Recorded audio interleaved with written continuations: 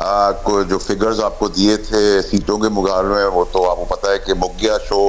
गो नवाज हो गया, उन्होंने अपनी विक्ट्री स्पीच भी कैंसिल कर दी है। किसी की अक्सरियत नहीं होगी, वो भी क्लियर हो गया है।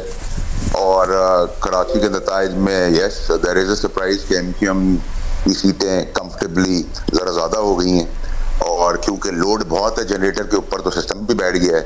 और वो 2013 में भी बैठा था, 18 में भी बैठा था, 23 में भी बैठा है, 1.5 साल बाद भी बैठेगा और अगले 20 साल बाद भी बैठता रहेगा। तो everything is very normal.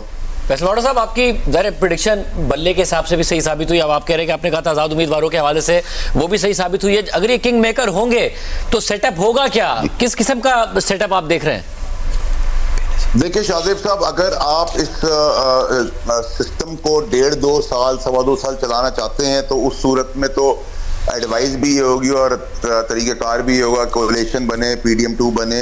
Zardari साहब को आप माइनस नहीं कर सकते, नवाज PM के पद से हट जाएं और किसी और को दे दें, बेटी को चीफ मिनिस्टर पंजाब बना दें, तो ये सिस्टम 1.5-2 साल, 2.25 साल शायद खिंच जाए। लेकिन अगर जिद ये रही कि उन्होंने ही वही वजीर आजम बनना है, ये 80-90 सीटों के साथ भी और कोलिशन बना के भी, तो सर फिर तो पीपल्स पार्टी अगर ऑपोजिशन में बैठेगी आज़ाद उम्मीदवार के साथ, तो फिर तो 6-7 महीने में पटाखा बच जाएगा। ऐसा मगर इतने सारे आज़ाद उम्मीदवार अगर वाडा साहब होंगे तो, और अगर जो पैटर्न नज़र आ रहा है, अभी ज़ाहिर हतमी नताइज नहीं आए हैं, तो उसके बाद या तहरीक इंसाफ तो अनाउंस कर चुकी कि एक छोटी जमात को ज्वाइन करेंगे और उसके बाद हमें रिजर्व सीट्स भी मिलेंगी, तो बहुत बड़ी तादाद होगी। तो ये डिसाइड करेंगे ना कि इन्होंने किसके साथ जाना है, या इन्हें बताया जाएगा कि किसके साथ जाना है। जब ये जीत कर भी आ रहे हैं और इतने बुरे हालात में जीत कर आ रहे हैं, तो ये कैसे पार्टी छोड़ देंगे, तहरीक इंसाफ को धोखा देंगे?